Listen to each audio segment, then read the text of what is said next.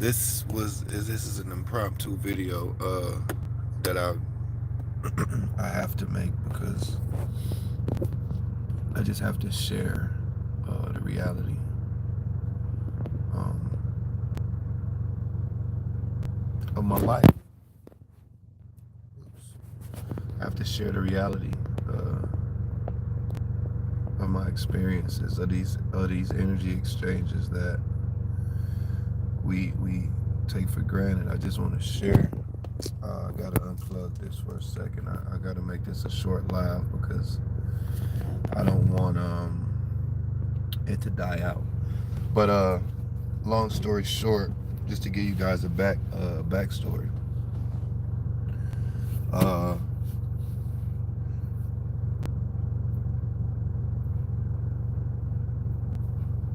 I'll let you guys ask the questions. I'll just give you the story from now. So I'll just give you a briefing. I've been sleeping in my car for a few months now, in the process of preparing myself, getting what I need, the credentials and paperwork to be able to get me a place, the history, the work history that you would need to qualify to even get a place. I didn't have, because I've been working for myself for so long, and so when you got to get a place, they want to see your work history and stuff like that. So it positioned me in a different place. So I've been sleeping in my car, just really maintaining my state of being and preparing for the vision that I have for my life. And so in the process of me sleeping in my car, I've met a few different people, but one of these people in particular, and I won't share his name because he likes to stay private. I met him one night, and he was charging up his laptop in a place where I was charging my phone. And so I spoke to him, and I told him that I always see him, and I just thought I was intrigued by the way that he lived, and I just wanted to speak to him. And so he has a bike, and he has all this stuff. Excuse me. I just woke up. This is live. He have all this stuff on his bike, but then he would park his bike next to the thing at the park, and he would take his chair off, and he have his laptop and his head, and he's like, I'm like, wow, he's really living the life out here. And so we began to have conversations, and just a great guy. Just a great guy. Don't want to be tracked and monitored by the government, so he doesn't keep a phone. He's also sleeping outside, but he has a storage place where he stores his utensils or the things that he have, or he has a place that he's staying at, but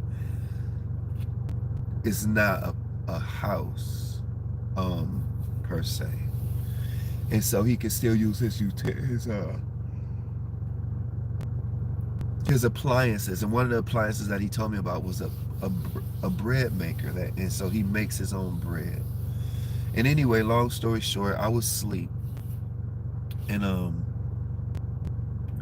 when I arose, I came to, and I looked around, I looked outside, and it's a bag out there.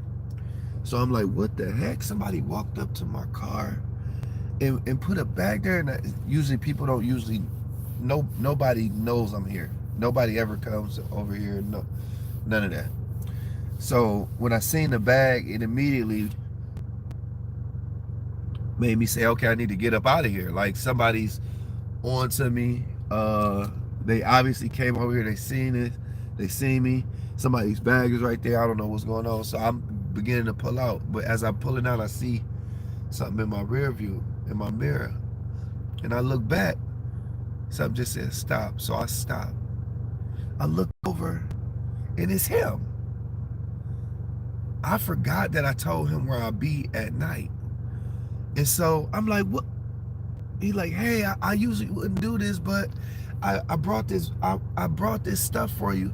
I didn't catch you at the park, and I wanted to bring this stuff, and I brought this stuff to you. Look at this huge bag. And so this bag was sitting outside my door. And so he was like, yeah, I just wanted to bring you this bag. I didn't know when I would see you, but here's the bag. I said, you okay? I said, you want to get in? He said, no, I'm good. I just need to bring you the bag. And all right, man. We shook hands. I said, thank you, man. I love you. He said, I love you too. And he jumped on his bike back there and he took off. But this bag is so heavy. I'm like, what is going on? What is in this bag? And then so this is in the bag. And I closed it back up how it was because I wanted to show you guys. It was in this plastic and it was taped so it wouldn't come open. And then it was sealed and taped, and then it's this cardboard with these two paper clips on it. And then I open the cardboard and there's a letter with my name on it. So perfect. And then I open it and there's this.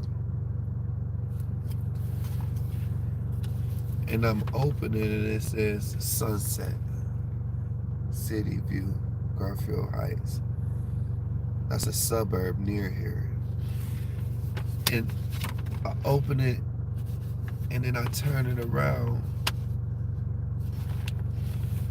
and it's a letter. And I'll read you this letter from this guy, this man that I met on the street. It says, Jonathan, thank you for stopping by to say hi to me. I am grateful I met you. Based on our limited interaction, I have been hoping for a friendship in the future. I am not a good candidate for one now. I have to resolve and or improve issues with my affairs in my life. It could take years. Moreover, it may not happen. Many things have only gotten worse and I am only getting older. If it does happen, I plan to contact you and see where you are at in life at that point. In the meantime, if we run into each other on a random, sporadic basis as it has been, that is fine. However, I have a tendency and preference to isolate when I am up against so much. Staying alone ensures I do not bring others down and to be straightforward ensures I do not bring myself further down too. I do not have a buffer nor the capacity to let that happen. I have thought how an investment in a friendship consistent with God could be a positive, cherished part of my life. On the other hand, I have been a loner for most of my life and know the virtues of continuing as such. The reality now, which renders all the above unworthy of further consideration, is I have little to nothing to invest. I remember a saying my father told me when he raised me as a single parent. Few people act in accordance with the saying, regardless of what they represent. My father did. I try to as well. I am not sure if it includes love or like in someone or something, but will type it below in italics based on my recollection. If you love someone, set them free. If they return to you, they are yours. If they do not, they never were. The concept I extract from the saying applicable here is that a friendship is not written off today, it can take place in the future. I also believe that anything consistent with God can endure, and that is the only way it can. I have included the peanut butter I told you about and other snacks. There's some bread in the brown bag that I made today. I like it moist and chewy like a bagel. If you do not or do not like all the carbs and gluten, then ditch it. It is close to being a tad underbaked, but should be alright. I mentioned one of the machines cuts out before the baking is done and did not get the loaf into the other oven to bake further today. It is plain, just unbleached flour, oats, filtered water, sea salt, and yeast. I have added other flours in the past, including spelt, semolina, rye, brown rice, garbanzo, sorghum, buckwheat, etc., for added nutrition. And that's how he ended the letter with his name at the bottom. And so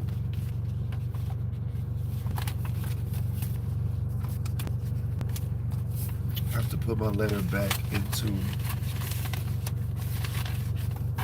its original.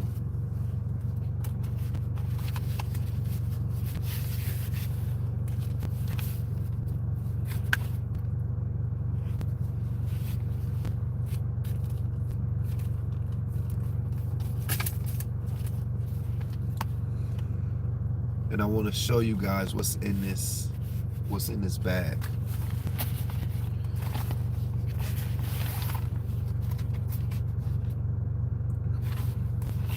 Chobani Greek yogurt.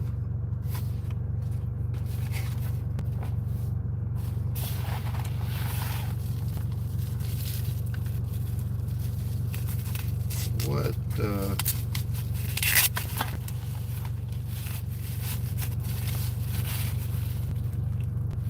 Pure raw honey. Wow, this is the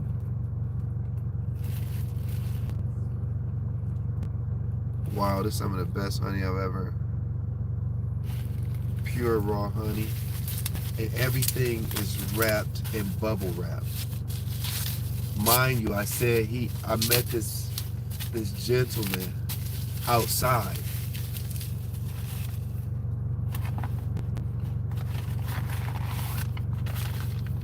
This is the bread that he told me he making. I feel it. I feel it in there. That's some thick bread. Wow. Natural, all natural peanut butter.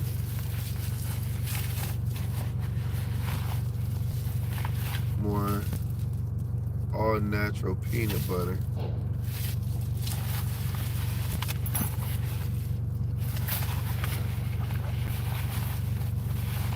Wow, he put this on the bottom to comfort it. This is the thing here, though.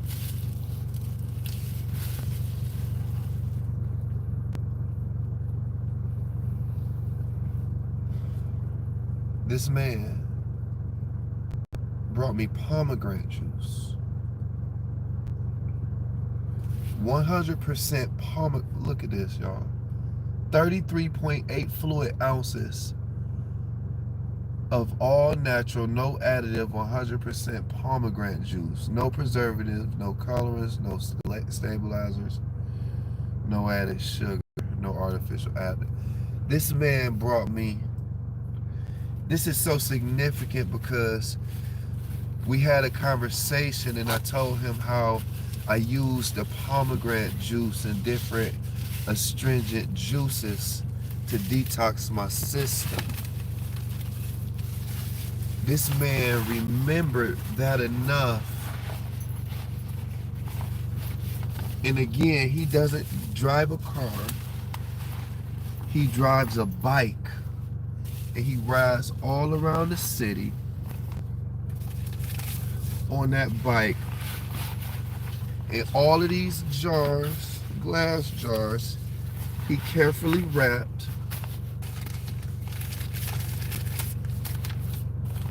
He made some bread, grabbed some more stuff, typed out a letter, printed it out with a picture on the back, sealed it up,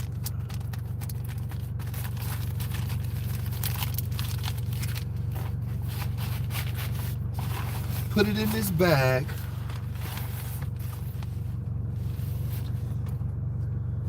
and then rode around on his bike until he found me. And he did all of that. Why?